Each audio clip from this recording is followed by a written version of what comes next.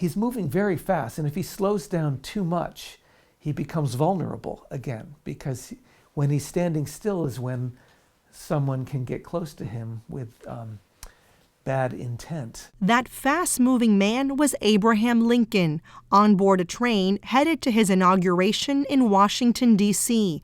Historian and Rhode Island-based author Ted Widmer spent years combing through newspaper articles and research, retracing Lincoln's 13-day journey starting in Illinois. I went into a deep vortex, almost like time travel, and I would go anywhere I could find out a shred of information about anything that happened to Abraham Lincoln during these 13 days. It was February of 1861.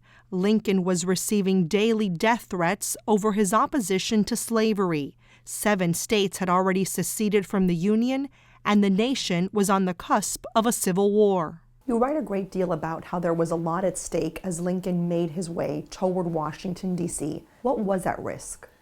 Well, the survival of democracy, basically, and a kind of principled democracy that really believed in the worth of every individual. So if this form of self-government is going to survive, we need a strong United States of America to show people how it's done. In Lincoln on the Verge, Widmer follows the president-elect's 1,900-mile route through the capitals of Indiana, Ohio, New York, New Jersey, and Pennsylvania, states that had elected him. In the North, there is hope that he will come in and be a strong president, but there's a lot of anxiety. There has never been a president from this party. It's a brand new party called the Republican Party.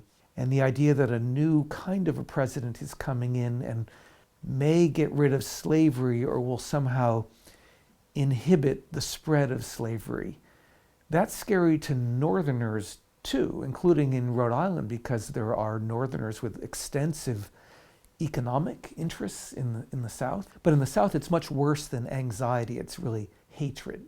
He is built up in the Southern press as a kind of monster. As Lincoln was en route to Washington, his rival Jefferson Davis was rushing toward his own inauguration in Montgomery, Alabama.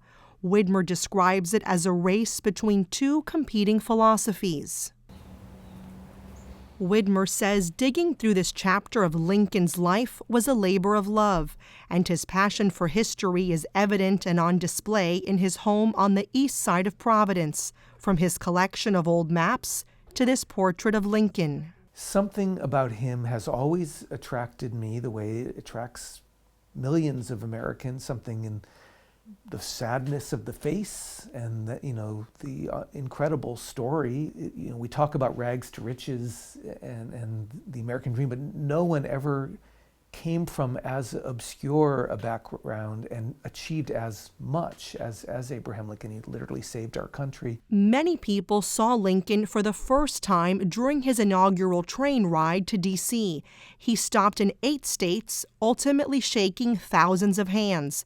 But that trip could be viewed as a foreshadowing of what was to come. At the very beginning of the trip, there was a device found on the track, even in Illinois, near the border with Indiana, on the very first day, that someone had put there to cause some mayhem. It was found by people looking ahead on the route, and so the danger was removed. But then in Cincinnati, a couple days later, a bag was placed with an explosive device in Lincoln's car moments before he got onto the train, and it was found and removed. There were dangers at every corner, including a plot to kill him in Baltimore. Still, Lincoln gave about 100 speeches throughout the trip on and off the train. To shore up democracy, writes Widmer, Lincoln needed to speak every time that a crowd formed near his train. He's walking a tightrope. He knows he is facing real danger. He's been informed about this plot, and every day they're getting more information about it. So he's literally heading into the jaws of danger. I mean, he's heading toward Baltimore. There's no way he can get to Washington without going through Baltimore. But he also just has an intuitive sense that he's got to get out there and talk about America and talk about himself and sell the idea of the Lincoln presidency to a public that still feels a lot of doubt and anxiety before he has even become president. As the president-elect was traveling through Ohio, Congress was meeting to certify the results of the 1860 election. But Widmer says it was a fraught day as Lincoln haters tried to disrupt the count. There were actually crowds trying to get into the Capitol, just like on January 6th. There were unruly, sort of drunken men swearing, trying to get in. But then inside, there were politicians giving speeches, denouncing the result, just like we saw on January 6th. There were fears that Congress might take over the election. A lot of power lay in the hands of Vice President John C. Breckinridge, a pro-Southern candidate who also ran against Lincoln. He's the one who's in charge of counting the electoral votes, and he refused to cheat. He's kind of like Mike Pence in this story. He refused to cheat, and he presided over an honest count that declared Lincoln the president-elect. Widmer's book was published in 2020, 9 months before the insurrection on the Capitol. As he watched the attack unfold, Widmer was struck by the similarities between that day and the days leading up to Lincoln's inauguration. One of the moving parts of my book was that ordinary people started walking around the Capitol to defend it in the days when they felt that there might be a pro-Southern takeover of the Capitol before Lincoln even got there. And people like firemen, blacksmiths, just sort of, the working people of Washington, D.C. did not want to see a coup happen in their city. I mean, it's where they're from. And they came out and sort of patrolled around the Capitol to keep an eye on it. And we need to be the same way in 2022. Wyoming Congresswoman Liz Cheney read Widmer's book before the attack on the Capitol.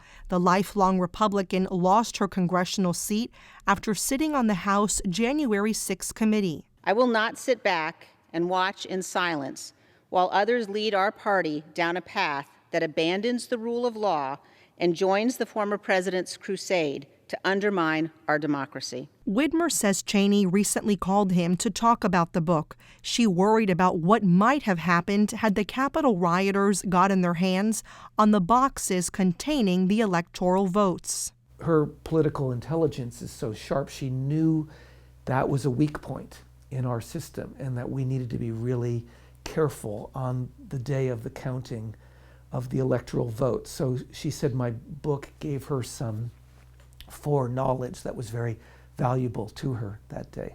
It's been more than 160 years since Lincoln's inaugural train ride, but Widmer hopes that what happened back then continues to resonate today. What's the main thing you want readers to take from your book?